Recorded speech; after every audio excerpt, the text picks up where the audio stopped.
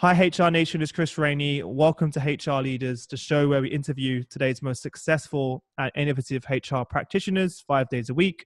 Today, we're joined by Robin Borough, who's the CEO and co-founder of Aristahire. Robin, welcome to the show. How are you? I'm great, Chris. How are you? And look, I'm good. shout out to Chris Rainey. I know. For everyone listening who can't see it, Chris Rainey rocks. Robin wrote Chris Rainey rocks on the back of the room on the board. Thank you. I feel honoured to have a place on that board. You made it to my whiteboard. I got rid of everything else and just you took away all of the secret formulas on the whiteboard. Just that's the secret formula right there. And Chris Rainey rocks. I should have that on my own whiteboard as well, just to keep me motivated. Before we jump in, Robin, tell our listeners a bit about yourself personally and your journey to where we are today. Sure. And thanks so much for having me on the show. And I'm just really enjoying getting to know you more and more every time I speak with you. My journey I'm a mutt, really. So I grew up in staffing, talent acquisition for 30 plus years. I started and always in technology. So I started before the PC. I know I'm dating myself a little bit, but I remember working at Control Data Institute back in the 1980s, where literally nobody understands this, but Chris, I used to be the graduate services director for Control Data Institute. They don't even exist anymore. And we would get the resumes and we would scratch the letters for their name on top of the resume, and that was cool. So I mean, it was before it was before graphic design. And that way we would run to the stationery store and do this. So I've been helping companies build teams and people accelerate their careers for over 30 years. So that's how you and I came to meet, because all of your speakers and topics are things that are so near and dear to my heart. And that's a little bit about my journey. Always in talent, in training, and also technology. And during that time, when did you make the decision to go out and start your own organization? I have run 2 separate companies for a long time, and it's been a real recent change. I've always been a president or a regional, vice president. So the change, but I always had a company on the side all that time. So I've been entrepreneurial. And the change to CEO is rather recent and super exciting, finally. Congratulations. What was the final step? You're like, I'm going to do it now. I had my toe in the water all this time, because I did that for a while. I was like half in, half out. And I was like staying in my company. And then I had the company building on the side. And I was like, all right, I'm going all in. What led to that decision? It was a bunch of events, really, that I didn't actually control. So it was going to happen, and it just happened for me. So what are we going to be talking about? What are we going to be sharing with the listeners today, Robin? I think let's talk about how I think that hiring is really broken in the United States. And Chris, I'm not as familiar with hiring globally. So that's not my core competency, but really in North America, I've been tracking jobs and work and entire career progression for the last 30 plus years. So I really wanted to talk about things I'm seeing, things I have been tracking for 3 decades now, and some things I think that would help companies have a nicer, smoother job. What made you come to that conclusion then, that hiring is broken in the US? First of all, I've been in it. Let me see if I can paint a verbal visual picture. All right. So go back with me in time to the 1980s, way before your time. and so I'm 87. I'm 1987. So I was there. Barely there. Well, this might have been really working for you. Let's start with the 80s. And if you were a professional and you wanted to get a job, you would go out and get the Sunday Times, in the newspaper. We used to evaluate the job market by how many columns of IT job openings there were in the Sunday Times. We could tell you if it was a good economy or not, literally by the number of columns in the Sunday Times. That seems crazy now, doesn't it? When you think about where we are now. Yeah, we would know. oh, it's a good economy. The forecast looks good. Oh, things are slowing down, literally just by counting the columns.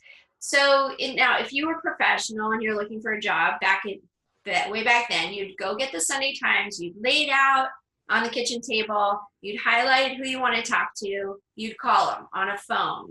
Then you would get through to a gatekeeper, which was the secretary. You'd schedule an appointment. You could literally, within a month, have your pick of jobs. Okay, that's all that. So now that's what happened in the 80s. Oh, I'm circling these things in the Sunday Times. There's things that are interesting about that. Number one, when you called, you spoke to a person locally, regionally, and you actually got an interview. There just weren't that many blocks between you and the decision maker. Could have been the HR team, right? Let's go to the 90s. What happens in the 90s? This is so funny. Fax and voicemail. Two huge innovations.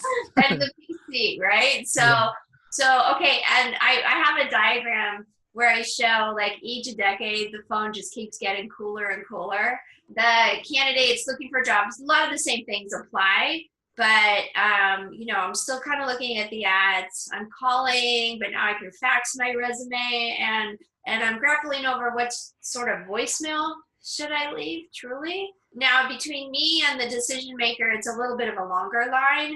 And every step, every decade, the gatekeeper gets bigger and more important, and the decision maker gets smaller in my diagram, because right at the year 2000, Y2K, we're going away from mainframes, we're going to networks. The decision makers are getting more busy and more scattered, and they have many, many more things to consider. So hiring now begins to be offloaded to other people. And you see this happening, but if you're interviewing now or you're hiring now, you don't know how we got here. So I think it's important to always know how we got here. Okay, next decade, the year 2000, the 2000s, okay, job boards. That opens up the door to global competition. To help themselves deal with this, companies got what's called applicant tracking systems, which is like a big black hole in the universe where people apply online, their resume. Where all of those CVs, guys, that you send go to. Yeah, nobody ever finds your resume. So now the distance between the person looking for a job and the decision maker has got all new technology, so job boards, and I'm just still in the 2000s. My phone is way cooler, voicemail, email, still I could use fax. Social media is coming in, but it's not as big as it is now. So I'm looking for a job. Now there's so many ways to get to the company, but each one of these is an extra noise or friction. And now the decision maker is really busy, not even in control, right? Now it's going to an applicant tracking system. Now there's recruiters globally. Let's go up to hiring managers that aren't actually the person hiring for the role, but they're just hiring managers. Exactly. And recruiters, the more global the recruiting or screening team, the farther apart the distance from the recruiting to the actual work being done and the decision maker, the more watered down things get. And what we've done, fast forward to today, in my diagram today, now it's not even a phone, it's an Apple Watch.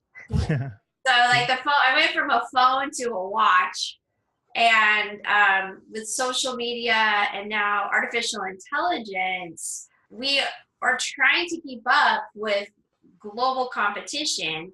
But the way that companies are doing that, they keep adding more software and more tools. So now I'm out of the camera, the distance between the hiring manager and the job seeker, there's too many points of friction. So in a nutshell, that is why hiring is broken.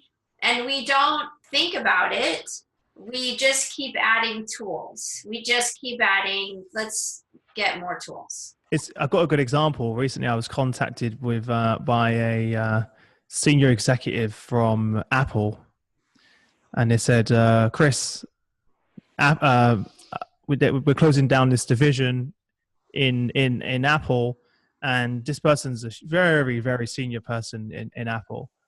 And they had applied for a job at Amazon and had no response. And they had the exact same role, by the way, that Amazon was recruiting for. He had done that role at Apple for the past, say, 6 years. It couldn't be more perfect fit. Mm-hmm. And he told me he's applied for every single avenue and got no response from for Amazon. And I was like, and it just really, I was like, that's crazy. Like, you are the best person. You come from Apple. You did the exact same role that they're hiring for. You couldn't be a better fit. But his CV just went into that black hole that you kind of described. And no one responded. And what's crazy is within a few days, I introduced him to our clients and the friends that I have over at Amazon. And within a week, he had a job interview. And within a month, he now works there and has the job because I introduced him. But the only way he could get in there was actually by finding someone to introduce him to the right people. But it just shows how incredible talent that is perfect for these organizations and are getting lost. And all of the best algorithms in the world missed his CV for some reason. And missed him. So this is just a random example, but something that came across me recently that I helped that person out. What happens is everybody learns how to game the system. Yeah, that's certainly true. That's certainly true. So those people are like, sweet. Okay, but that's not the one you just described. Yeah. For example, my daughter, she's brilliant. I got 3 kids. They're all amazing. And so my oldest is a USC grad with a master's in social entrepreneurship. And so she has a company, but she actually is now looking for maybe a marketing job. And she's amazing, right? So she's got 2 degrees. She's amazing. She knows how to manage leads. She knows social media. That's what her company does. So she raises up high schoolers to actually have jobs in social media. People are passing her resume by the dozen. And I have so many more examples of folks that I coach where they're exceptional, but they, like your friend, they're just getting passed over. So I would say the tools are good. You can't just make an executive order and put in AI and not really first go back to what your marketing department does. And this is what I'm helping companies with now, sort of recruitment process, recruitment, marketing outsourcing, where let's look at all the candidates coming to you, all the different ways they come to you, and let's actually map a candidate journey and see, do they get through? Do they get responded to? What is their happiness rating? And I have some stats for you.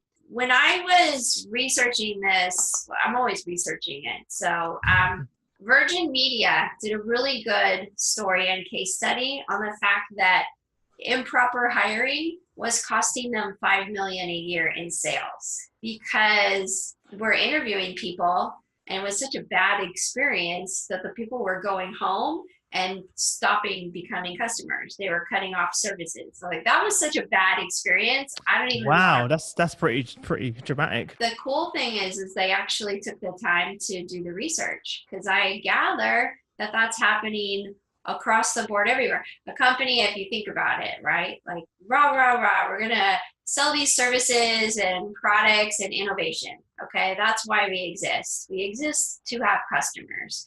So a company puts all of its time and money in procuring customers. Meanwhile, HR is the back door, right? Where people are coming in by the hundreds, by the thousands every single month. There isn't a CRM. There's not an email trickle workflow. They never communicate back to these people. Some big shifts that need to happen in the thinking. A salesperson is thinking, yes, right? All the time, yes. To do their job well, a recruiter is thinking, no, because they have to down select. So I know what I'm asking is tough, right? It's literally a change of thinking to teach the recruiting team, well, let's look at that database of untouched people that came to you a month ago, 6 months ago, a year ago. And what if we had a relationship with them? What if we did a contest? What if you gave them coupons? What if you checked in with them? They, just because they might not have, to our point before, they might have even been perfect and just never made it through, right? So some real change of thinking needs to happen. I know it's tough because people are busy, but Virgin's example is just a really good one of how much money they were losing. Let me give you some stats. Have you met the guys and gals at McLean and Company? One of their studies from their 2019 HR Trends report, which is from 900 business leaders, a pretty good mix of large, medium, and small companies. They said for the third year running, the candidate experience is the #1 priority. And 78% of companies are working on this. So guess, I'm going to ask you a question, put you on the spot, Chris. If it's a priority and 78% of companies are working on it, how many companies do you think are actually collecting data? 10%. Oh, you were good. Okay. You were a little bit more, it was 29%. So. Oh, okay. More than I thought then. Yeah, No, the only reason I know that, because I've spoken to a lot of people about this topic, it's better than I thought, but it's still terrible. Yeah, they're not collecting the data, so I'm not sure what they're doing. And only 4% are doing any type of design thinking. So, and that's that candidate journey mapping, empathy maps, just looking at all the money you spend on advertising, where's it going, who's responding, all that good stuff. The data, it's actually there. You don't have to have fancy AI tools. You need an Excel jockey, right? Mm-hmm. And to look at this and then call people back. I gather your company would increase sales dramatically if you just treated the candidates applying better. Let's get back to basics. Let's understand how we got here before we spend one more dime on a tool. Everybody that's listening, there's just some free things you can do that are fun and great. You can have contests. There's a platform called HeroX, and it's a little baby platform from X Prize. I love these guys. Well, they created a free contest platform. It's free. You could run contests to solve your company problems. So you don't even have to hire the people. Why not just run a contest to solve the problem?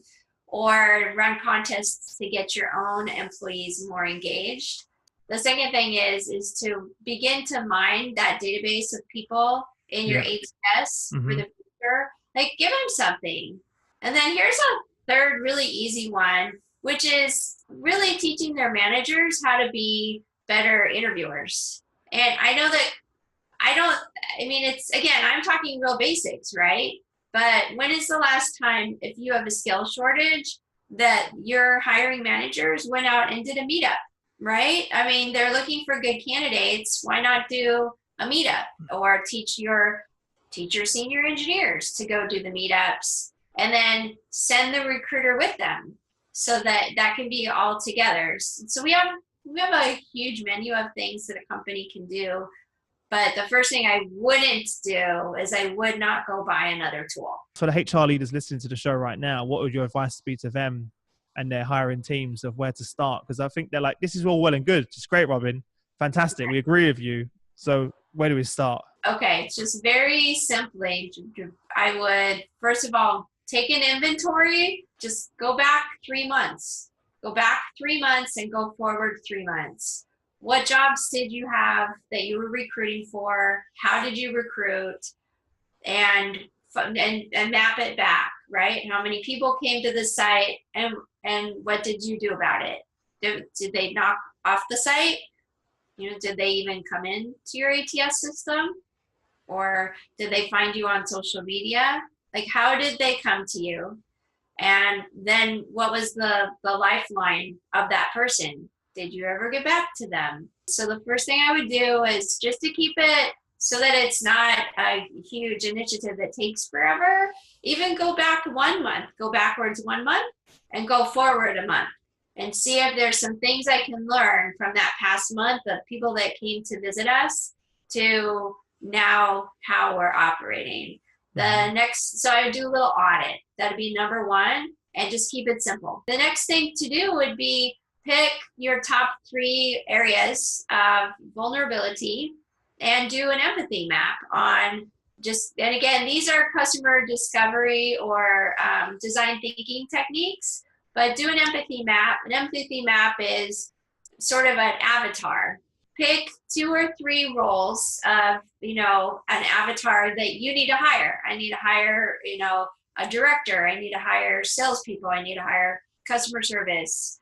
And make sure, then go to that department and build out a really good empathy map of what is that person like, and where are those people?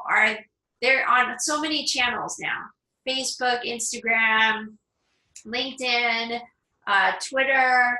The audience is different depending on what you're looking for. So make sure that you're going to you're fishing in the right pond with the right bait. First, do the audit and map. How are people coming to you, and what is the status of that? The second thing I would do is go ahead and build an empathy map of your top hiring needs. Just pick 3, but get everybody in on it. Get the manager in on it. Get the leadership in on it. That's an important part. Don't just do it based on what you think. It needs to be. Yeah.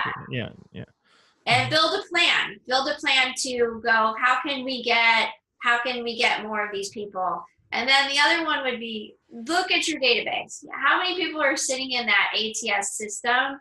It's got to be huge, Chris. Okay, it's got to be. I know. I think that's a really as you said, untapped resource, like of customers or people that may have been missed before. I'm sure there's so many. Like, not to be arrogant, but I actually applied for loads of sales events companies that in sales roles, and that's kind of what I spent 10 years in. I would have been an amazing employee for them. I knew it. I was like, I would be perfect to sell that event or that conference or that workshop, but my CV just never made it through. And if they did an audit at some point and went back through and go, oh, we missed that one. He's got 10 years experience selling B2B sales in London in the same industry. We're looking for this person in it. There were certain roles that I could tell that I would be a perfect fit, just never got replied to. I think the other thing in recruiting is we don't want to talk to them because we told them no. Okay, it's hard to say no. No, you're not qualified. It's terrible that there are people that you sometimes put so much work into your CV and your cover letter, and you just get no response. Yeah. Oh, like none. It's terrible, right? Horrible. So I mean, just all of those things, and then you asked me for 3, but the 4th one would be to do what you've done, right? Really take in what that company is doing with branding. Why not really go for branding? I think companies are getting really good at branding. Like I did a subset. We looked at 1,000 companies. We wanted to see their Glassdoor, their Facebook, LinkedIn, Instagram, okay, and their ratings in Owler. And these companies are awesome. They're posting, they're using social media. Not a one of them is doing any of that for recruiting. So they already exist in the company. That sounds crazy. That's a good way. Yeah, the fact you put it that way makes it seem even more crazy that no one's doing that. And I am seeing more and more companies move towards the personal branding side, especially in the HR and recruiting team. So I'm working with a number of HR directors at the moment, CHROs, to help them build podcasts for their teams. Yeah, that's awesome. To talk about roles they have available, to interview the hiring managers about what they're looking for and post those videos on LinkedIn. So to make it really more creative, but you still have all of those people that have applied sitting in your ATS, just doing nothing with it. And Correct. It does seem, based on everything you've said and shared on the show today, it seems like a very untapped and lucrative opportunity to both generate customers and obviously maybe find people in there that you've missed, which definitely exist in there as well. Fantastic. Well, look, Robin, I appreciate you coming on the show today. Before we wrap up, there's so many people on listening right now that I'm sure going to have a lot of work to do when they get back to the office on Monday. Out of everything you said, what's the one thing that you would start with? I would look at your pipeline for where you need to go. Okay, I would pick your most vulnerable area, and I would apply some of these methods. All right, I would go back and see who's in my database that I just missed, and I would call them, or I would and find out what why did I miss it? Why are these people not coming? Just focus on that, do the basics.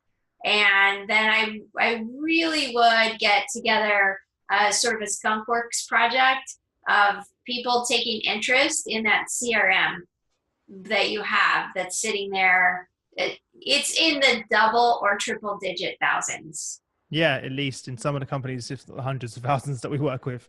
So yeah. And maybe team up, maybe do a spiff between your recruiter and your sales team to see if there is any marketing thing that you could do to turn those into customers. But just re-engage those people, because you're going to learn so much. And that's where I'm trying to press in. You can't devise a new system or buy a new tool until you really know what you got. That's kind of, I know I said a lot of different things, but my big thing is understand what's in your database. Yeah, fantastic. Well, for everyone listening, Robin, where can they, before we wrap up, where can they learn more about yourself and get in contact with you if they have any questions? Thank you. They can find me on LinkedIn, of course, Robin Borough. I love the way it's, of course, isn't it? I love the fact that LinkedIn's now become the go-to. Of course, LinkedIn. Of course. Find me on LinkedIn. And also they can email me at robin@Aristahire, Arista hire. And Arista, Chris, means excellent in Greek. Oh, I didn't know that. Yeah. There we go. And our moniker is success depends on who you hire and who hires you. And there's so many stats about, hiring the right people makes a difference in your company's success. Of course, it is the difference. It is the defining factor. It's true. And then who hires you? Who's hiring you? That because your customers are hiring you, but then also the candidates, are they hiring you back? So our firm belief is that company success really depends on who you hire and who hires you. So they can find me via email or LinkedIn. Fantastic. Well, for everyone listening, just to make things easy, as always, guys, you already know what's coming. If you head over to hrleaders.com, you'll find all of the show notes from the episode, all of the links to everything we discussed and to Robin's profile. All of it will be there for you to make your life easier. Robin, I'm really happy we managed to do this and to have you on the show. It's been great to speak with you, and you definitely shared some great actionable insights for our listeners. They've got a lot of work to do when they get back now. I'm sure they're very excited about it, but I wish you all the best until we next speak, and I'll see you again soon. Thank you. You too, Chris. It's been great. It's wonderful.